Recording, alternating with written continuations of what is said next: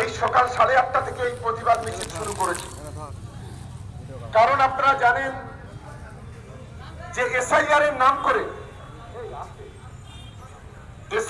নাম করে যে নোংরা খেলা সাম্প্রদায়িক দাঙ্গাবাজ বিজেপি ইলেকশন কমিশনকে দিয়ে করতে চাইছে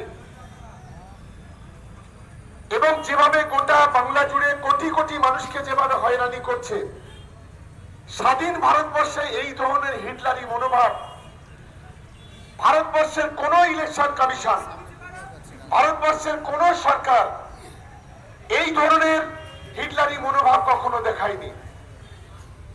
কারণ আপনারা জানেন সারা বাংলার যে সমস্ত সংখ্যালঘু অধ্যুষিত বিধানসভা আছে, বিশেষ করে মুসলিম সংখ্যালঘুরা যেখানে বসবাস করে, সেই সমস্ত সংখ্যালঘু বিধানসভাগুলো বেছে নিয়েছে এই হিটলার ইলেকশন কমিশন এবং প্রতিদিন একটার পর একটা লিস্ট বানাচ্ছে। কোনো গভর্নমেন্ট অর্ডার নেই, কোনো জিও নেই, হোয়াটসঅ্যাপের ইলেকশন কমিশন হোয়াটসঅ্যাপে নাম পাঠিয়ে দিচ্ছে, হোয়াটসঅ্যাপে অর্ডার পাঠিয়ে দিচ্ছে, যা ভারতবর্ষের গণতন্ত্র, ভারতবর্ষের সংবিধান বিরোধী। আমরা যারা ক্যানিং পূর্বের মানুষ, আমরা গতকাল আমি এআরও সাহেবকে জিজ্ঞাসা করলাম কত নাম ফিরে এসছে। তিনি গতকাল বললেন প্রায় ৮৩,০০০-এরও বেশি নাম ফেরত এসছে। আমাদের পাশে ভাঙড় বিধানসভাতে প্রায় ৮২,৩০০ মতো নাম ফেরত এসছে। সকালে কত হয়েছে জানি না। আমাদের দক্ষিণ ২৪ পরগনা জেলার মেটিয়াবুরুজ, সেখানে প্রায় ৯৫,০০০ নাম ফিরে এসছে। দক্ষিণ ২৪ পরগনা আরেকটা সংখ্যালঘু বিধানসভা মগরাহাট পশ্চিম, সেখানে প্রায় ৮০,০০০-এর কাছাকাছি নাম ফিরে এসছে। আমাদের পাশে ক্যানিং পশ্চিম বিধানসভা, গতকাল শুনছিলাম প্রায় ৮০,০০০-এর কাছাকাছি।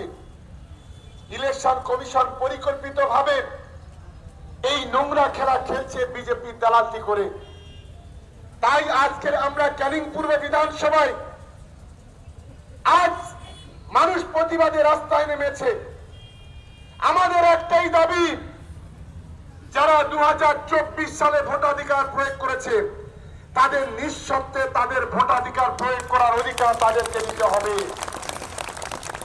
আপনারা শুনলে অবাক হবেন, একটা বাপের যদি ৬টা ৭টা ৮টা ১০টা ছেলে মেয়ে থাকে, বলছে বাবার সঙ্গে ছেলের বয়সের তফাৎ।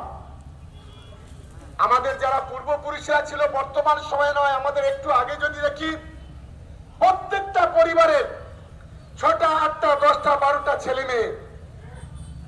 আমরা অবাক হয়ে যাচ্ছি, তাদের প্রত্যেকের নামে নোটিশ এসেছে, একজনও বাদ নেই। শওকত আলী মোল্লা বলল, আলী কোথা থেকে এলো? এই আলীটা তোমার বাপ রেখেছিল, তোমার বাপ। ইলেকশন কমিশন তোমার মনে রাখা উচিত। আমরা ভাবতেই পারছি না যে কারোর নামের আগে